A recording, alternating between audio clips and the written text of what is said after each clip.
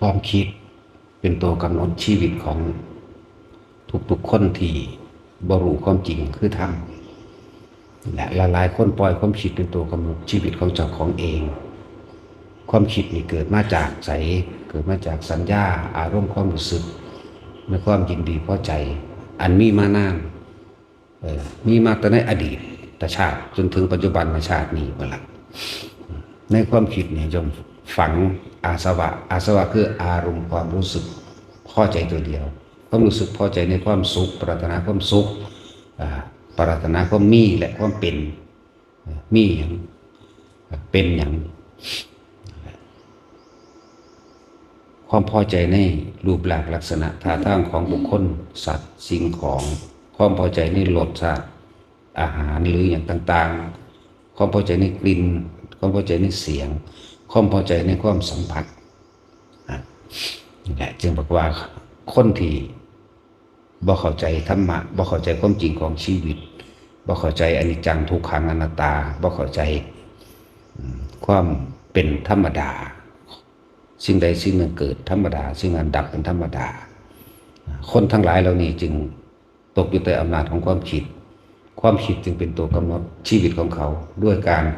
กระทำให้เป็นเกิดเป็นรูปธรรมมันด้วยคำพูดมันนี่แหละจึงบอกว่าคนเฮามันตกอยู่ใต้อำนาจของความคิดส่วนผู้ศึกษาธรรมแล้วเขาสิพยายามที่จะกำหนดความคิดนั่นแหละบ่ตกอยู่ใต้อำนาจของความคิดนั้นจึงถูกกำหนดให้รู้ด้วยสติถ้ารู้เท่าทันความคิดแต่ความคิดก็บ่อาจสามารถที่จะเป็นกำหนดชะตาชีวิตของเขาได้เลยเราตั้งหากเป็นผู้กำหนดความคิดรู้ความคิดของเจ้าของเองแล้วก็บอกปล่อยให้ความคิดนั้นเกิดคิดนึกปรุงแต่งมโนภาพจินตนาการต่างๆเนี่ยเพราะมันรู้เพราะสติเพราะอำนาจสมาธิเรียกว่าจิตตั้งมั่นเมื่อจิตตั้งมั่นเกิดมีสมาธิแล้วมันก็มีกำลังมันก็บ่ปล่อยให้จิตคิดวิธีของพวกเขาจึงมีว่าเขาจะต้องเป็นผู้ควบคุมความคิดบ่ให้ความคิดควบคุมเขาคำว่าการควบคุมความคิดนี่มันก็มีวิธีของมันอยู่แล้วเขาอาศัยความแยบคายเขาอาศัยปัญญาของพระพุทธเจ้าที่มาสั่งสอนพวกเขาก็คืออาศัยอานาปานสติลมหายใจเข้าออกเป็นวิธีการหลอกความคิดจนการขาความคิดหรือขากิเลสแบบนิ่มๆโดยเป็นที่ที่บ่ทรมานเป็นวิธีที่ฝึกได้ง่ายพร้อมให้จึงว่าเอาสติมากำกับความคิดเพื่อให้ความคิดนี้อยู่กับลมหายใจเข้าออกมันบ่มีโอกาสได้คิดปรุงแต่งไปตามรูปรสกลิ่นเสียงสัมผัสกระทบรู้สึกโดย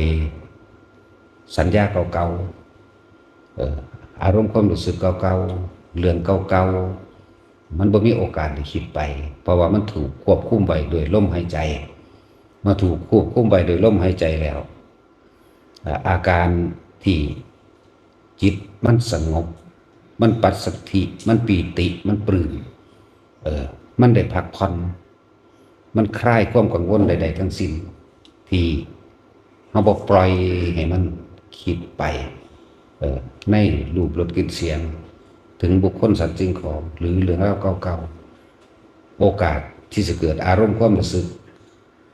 ในความพอใจและบ่พอใจก็ถูกระงับลงในขณะนั้นพบก็ดับไปชั่วขณะในการฝึกไปเรื่อยก็เกิดเป็นสติวินัยโยไปเลยบัดนั่นแหละเกิดเป็นความตั้งมั่นเกิดเป็นความคล่องเกิดเป็นสติอัตโนมัติไปเองนั่นแหละจังบอกว่าคนเฮาเนี่ยสิเป็นไปตามความคิดให้ความคิดเป็นผู้กำหนดชีวิตของตนแต่ถ้าบุคคลผู้ประพฤติธรรมแล้วเขาถึงความประเสริฐแล้วรู้แล้วความคิดนั้นเราเป็นผู้กำหนดมันเองไม่ใช่ให้มันเราไม่ใช่ให้มันปล่อยความคิดกำหนดเฮา เราต้องเป็นผู้กำหนดความคิดด้วยสติเนี่ยสติปัฏฐานสี่จึงเป็นหนทางอันเอกเอสามโควิสุทธิยาหนทางเอกหนทางแห่งความบริสุทธิ์หนทางมันเป็นหนึ่งเนี่ย พวกเขาจึงพึ่งพยายามปฏิบัติตามเพิ่นเถอะสติแปลว่านึกแปลว่าคิดแปลว่าคิดถึงลมหายใจเข้าออกเพื่อสิหลอกเพื่อสิร่วมเพื่อสิเป็นกุศโลบายในการไม่ปล่อยให้จิตคิดไปในเรื่องต่างๆไปถึงสิ่งต่างๆเมื่อรู้ลมหายใจเข้าออกเนี่ยความคิดเท่านี้ประคองอยู่กับลมเข้าลมออกลมเข้าลมออกอาการปิติก็เกิดขึ้นที่เฮ้าใส่วิธีการกำหนดฐานที่ตั้งแห่งจิตฐานที่ตั้งแห่งความรู้สึกฐานที่ตั้งแห่งความสงบเลยเอาไว้ที่จุดมนาโลมระหว่างกลางคิ้วหรือหน้าผากให้เกิดความรู้สึกในกายนิ่มๆนุ่มๆเย็นลุ่มลึกไปหนึบหน้าระหว่างกลางหน้าผากมั่งกลางคิ้วมั่งแล้วแต่หรือบางครั้งมันก็ไหลไปบนหัวมั่งนี่แหละเรียกว่ารู้สึกตัวทั่วพร้อมสตินึกสัพพัญญะรู้สึกตัวนึกถึงอย่างรู้สึกตัวในกายอันเป็นฐานที่ตั้งเหตุคือเขาเอาไว้ในฐานของมันคือกลางหน้าผากนี่เองทำเพียงเท่านี้เขาสิสามารถที่จะกำหนดความคิดเท่าใดเลยเห็นความคิดรู้ความคิดไม่ไหลไปตามความคิดเพราะเขามีสติแล้วและสัพพัญญะรู้สึกตัวพร้อมเขาเอาตัวกำหนดความรู้สึกตัวไว้ในกายเขาเอาไว้ตรงกลางหน้าผากนี่แหละเรียกว่าสติสัมปชัญญะหรือฐานที่ตั้งแห่งจิตเมื่อทำให้บ่อยเมื่อทำให้มากก็คือเป็นจิตตั้งมั่นในความสงบเรียกว่าสมาธิถึงแม้จะเป็นชั่วขณะหรือขณะที่สมาหรือขณะที่สงบก็ช่างในขณะนั้นมั่งแม้จะมีสิ่งที่มากกระทบกระทั่งพบพาน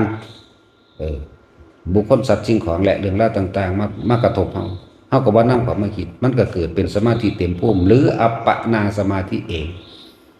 สมาธิเต็มภูมิแล้วสบายมันตาจะเห็นหยังกระชังเขาเลี้ยวไปเบิ่งคนผู้นั้นผู้นี้เขาเลี้ยวเบิ่งบ่ได้คิดได้นั่นเบิ่งไปซื่อๆพวกนั้นเลี้ยวไปบ่คิดหยังเด่นบ่ได้คิดหยังจนก็ว่าอันนี้ควรหรือไม่ควรซื่อๆได้จังบอกจริงที่ตากวาดสายตาไปเสียงที่เฮาได้ยินไปอันใดมันเป็นประโยชน์ก็บ่เป็นประโยชน์ควรหรือไม่ควรต่างหากจังได๋เฮาจังเว้าเว้านี่เว้าโดยธรรมเว้าบ่มีเจตนาในเอาความแพ้หรือชนะบ่มีเจตนาในว่าผิดหรือถูกแต่ว่าควรหรือไม่ควรมีต่างหากเป็นประโยชน์หรือไม่เป็นประโยชน์นี่ต่างหากที่ตาเบิ่งไปหูฟังไปอันนั้นอันนี้นั่นซั่นแหละเรียกว่าสมาธิเต็มภูมิแล้วจิตมันตั้งมั่นอยู่แล้วมันก็วันไหวมันบ่วันไหวมันจะไม่หวั่นไหวอารมณ์เกิดบ่ได้เจตนาก็บ่มีนั่นแหละให้ทุกคนฝึกอย่าหนีออกจากฐานที่ตั้งแห่งจิตนั่นแหละอย่าให้ความคิดมาเป็นผู้กำหนดชะตาชีวิตของเราเฮาต้องกำหนดตัวเฮาเองเฮาต้องมีสติคนเฮาสิเป็นไปตามความคิดเห็นบ่เอาความคิดนะว่าเป็นเครื่องกำหนดชะตาชีวิตของเจ้าของเองเกิดจากหยังสัญญาที่บอกว่าความยึดมั่นถือมั่นอุปทานสี่ทิฏฐุปาทานเอาความเห็นของตนเองเป็นใหญ่นี่เป็นไงแสดงออกมาโดยทั้งกายและวาจาแล้วก็เกิดเป็นรูปธรรมใดโดยกายและวาจาจากอย่างสัญญาได้บัดนี้เพราะมีสัญญาจึงมีความคิดเห็นของตัวเองเป็นใหญ่เพราะมีสัญญาจึงมีอย่างศีลพุทโธปาทานสัญญาตัวนี้มาจากไสจากสิ่งที่ได้ยินได้ฟังได้รู้ได้เห็นได้เคยกระทำจดจำมานี่ศีลพุทโธปาทานกามุปาทานความพอใจในรูปในรสในกลิ่นในเสียงของตนทิฏฐุปาทานความเห็นเนี่ยเกิดกลายเป็นอัตตาเกิดกลายเป็นตัวตนเกิดกลายเป็นความรู้สึกที่พอใจมั่งไม่พอใจมั่งนี่เรียกว่าอัตตะคือตัวตนแท้ๆคือความรู้สึกคือตัวใจเลยกันว่าวาทุปาทานเนี่ยแสดงความเป็นตัวตนออกมาด้วยการกระทำและคำพูดจึงเรียกว่าอัตตวาทุปาทานอุปทานทั้งสี่ตัวเดียวกันคือความรู้สึกเดียวกันนั่นแหละถ้าเฮาระงับดับความคิดได้หยุดความคิดได้ กำหนดความคิดได้แล้วความคิดนั้นไม่อาจสามารถทำลายเราได้บ่ทำลายเราได้อีกเลย